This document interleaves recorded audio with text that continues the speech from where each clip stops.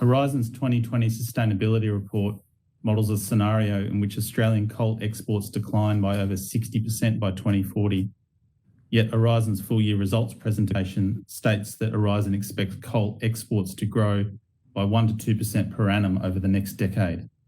What global warming outcome is that growth projection consistent with?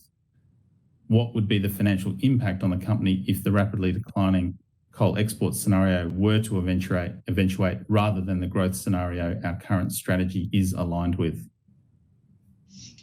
Yeah, so we look at, as we've said in our reporting, we look at a range of scenarios, and those scenarios change each time we look at them, depending on a lot of external factors. And indeed, you know, the IEA came out overnight, and indeed they even came out with a new set of forecasts that we'll look at, you know, in the fullness of time. But so there's a range of forecasts and scenarios that we look at.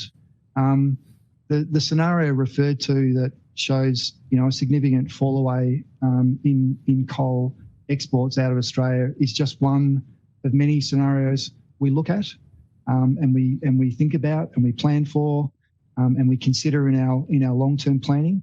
But our base case remains that over the long term, we see, because of the reasons, you know, both Andrew and I have talked about today, and the reasons we outline in our sustainability report, we continue to see, based on a rational economic view of the world, that 1 to 2% per annum growth for many years to come is still the base case that we're working towards.